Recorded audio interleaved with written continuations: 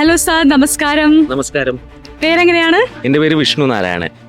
Okay sir, എനിക്കറിയേണ്ട കാര്യം എന്താണെന്ന് വെച്ചാൽ ഈ ഏഷ്യൻ സിറ്റി എന്ന ഈ പ്രൊജക്ട് സാർ ചൂസ് ചെയ്യാനുള്ള കാരണം എന്താണ്?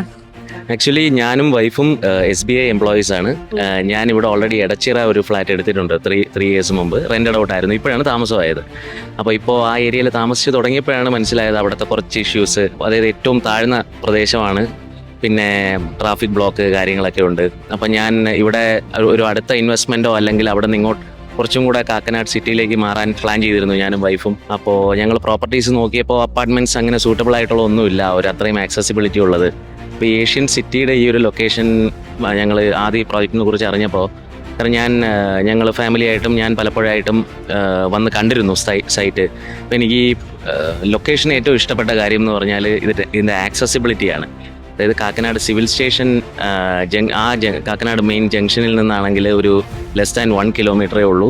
കാക്കനാട് സൈഡിൽ നിന്ന് വരുമ്പോൾ തൃപ്പൂണിത്തുറ സൈഡിൽ നിന്ന് വരുമ്പോഴാണെങ്കിൽ ഇൻഫോ പാർക്ക് എക്സ്പ്രസ് വേയിൽ പ്രപ്പോസ്ഡ് ഇൻഫോ പാർക്ക് മെട്രോ സ്റ്റേഷനിൽ നിന്ന് ഒരു 1/2 കിലോമീറ്റർ 750 മീറ്റേഴ്സ് ആ ഒരു ഡിസ്റ്റൻസേ ഉള്ളൂ.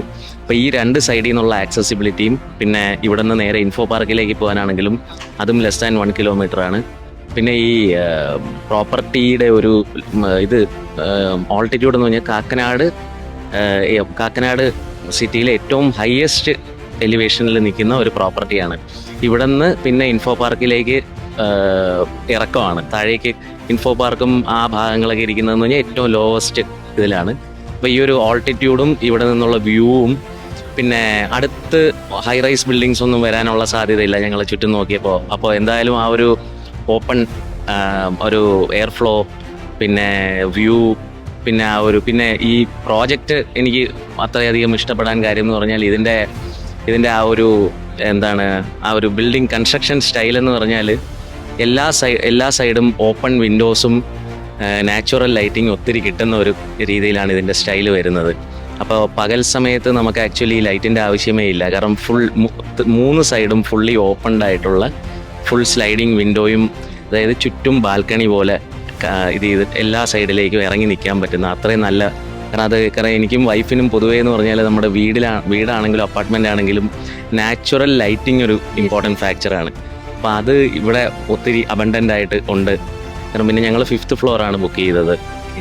പക്ഷേ ഇവിടുത്തെ ഈ നിലത്തിൻ്റെ ഒരു ഓൾട്ടിറ്റ്യൂഡ് വെച്ച് 5th ഫ്ലോർ ആണെങ്കിലും കാരണം കുറച്ച് താഴ്ന്ന പ്രദേശത്ത് ഇരിക്കുന്ന ഒരു 15-20 ഫ്ലോറിൻ്റെ അത്രയും തന്നെ ഇത് വരുന്നുണ്ട്. കാരണം ഞാൻ ഇപ്പോൾ താമസിക്കുന്നത് 19th ഫ്ലോറിലാണ്.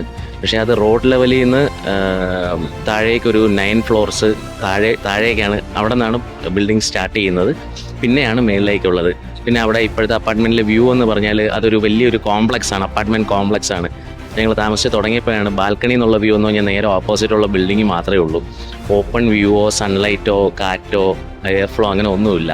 അപ്പോൾ എല്ലാം കൊണ്ടും ഞങ്ങൾക്ക് ഭയങ്കര ഇഷ്ടപ്പെട്ട ഒരു സ്ഥലമാണ്. അതായത് പിന്നെ ഏറ്റവും പ്രധാനപ്പെട്ട മറ്റൊരു കാര്യം എന്ന് പറഞ്ഞാൽ ഞങ്ങൾ താമസിക്കാനായിട്ടും ഇൻവെസ്റ്റ്മെൻറ്റ് പേർപ്പസുമായിട്ടാണ് നോക്കിയത്. അപ്പോൾ സപ്പോസ് താമസിക്കാനാണെങ്കിൽ ഞങ്ങൾ ഈ ഫാക്ടേഴ്സൊക്കെ നോക്കി. ആക്സസിബിലിറ്റി, കാക്കനാടിൽ നിന്നാണെങ്കിലും മെട്രോ സ്റ്റേഷനിൽ നിന്നാണെങ്കിലും ഇൻഫോ പാർക്ക് സൈഡിൽ നിന്നാണെങ്കിലും പിന്നെ ലൈറ്റ്, അതെല്ലാം ഞാൻ പറഞ്ഞല്ലോ. അത് ഞങ്ങൾ താമസിക്കാനാണെങ്കിലാണ്. പക്ഷേ ഞങ്ങളുടെ ഈ പറഞ്ഞ പോലെ ട്രാൻസ്ഫറബിൾ ജോബാണ്. മേ ബി 6 or 7 ഇയേഴ്സ് കഴിയുമ്പോൾ വേറെ സ്ഥലത്തേക്ക് ട്രാൻസ്ഫർ ആവും. അപ്പോൾ അങ്ങനെ നോക്കിയാൽ പോലും ഇത് റെൻ്റ് ഔട്ട് ചെയ്യാനാണെങ്കിൽ പോലും വളരെ വളരെ സൂട്ടബിൾ ആയിട്ടുള്ളൊരു ലൊക്കേഷനാണ്. കാരണം ഈ പറഞ്ഞ കാക്കനാട് സൈഡിൽ നിന്ന് വരുമ്പോൾ ഇൻഫോ പാർക്ക് റോഡിൽ ഫോറം മോളിൻ്റെ പ്രോപ്പർട്ടി ഡിമാർക്കേറ്റ് ചെയ്തിട്ടുണ്ട്. ആ ഫോറം മോളിൻ്റെ ആ ഒരു സൈറ്റിൽ നിന്ന് ഹാർഡ്ലി 200 മീറ്റേഴ്സേ ഉള്ളൂ ഈ ലൊക്കേഷൻ. പിന്നെ info park accessibility, metro station, Kakkanad civil station, അവിടത്തെയൊക്കെ ആക്സസിബിലിറ്റി വെച്ചെന്ന് പറഞ്ഞാൽ ഡെഫിനറ്റ്ലി ഒരു മോർ ദാൻ 50,000 60,000 റെൻ്റ് ഔട്ട് ചെയ്യാൻ പറ്റും. ബൈ 2018 നമുക്കറിയാം ഇൻഫോ പാർക്ക് ഫേസ് 3 വരും. മെട്രോ ഫുള്ളി ഫങ്ഷണലാവും ഈ റൂട്ട്. ഇവിടെ നമ്മുടെ ഹൈവേ റോഡ് വൈഡനിങ് വരും, കാക്കനാട് പള്ളിക്കര റോഡ്. പിന്നെ ഫോറം മോള് മോസ്റ്റ് പ്രോബബ്ലി ആ സമയത്തേക്കും ഫങ്ഷണലാവും. അപ്പോൾ ആ ഒരു ഇത്രയും ഡെവലപ്മെൻറ്റ്സ് നടന്ന് ആ ഒരു ടൈമിലേക്ക് ഇവിടെ ഇങ്ങനൊരു പ്രോപ്പർട്ടിയോ ഇൻവെസ്റ്റ്മെൻറ്റോ ഒരിക്കലും കിട്ടില്ല.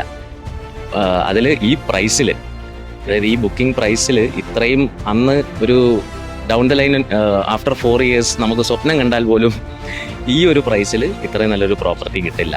അത് എനിക്ക് കാരണം ഞങ്ങൾ കുറച്ച് നാളായിട്ട് പ്രോപ്പർട്ടീസ് അപ്പാർട്ട്മെന്റ്സ് ഒക്കെ നോക്കുന്നത് കൊണ്ട് മനസ്സിലായതാണ് ഇങ്ങനത്തെ ഒരു പ്രോപ്പർട്ടി ഇങ്ങനെ ഒരു ലൊക്കേഷനിൽ നമുക്കൊരു 4 years കഴിയുമ്പോൾ സ്വപ്നത്തിൽ പോലും കിട്ടില്ല. ഡെഫിനറ്റ്ലി. Okay, thank you.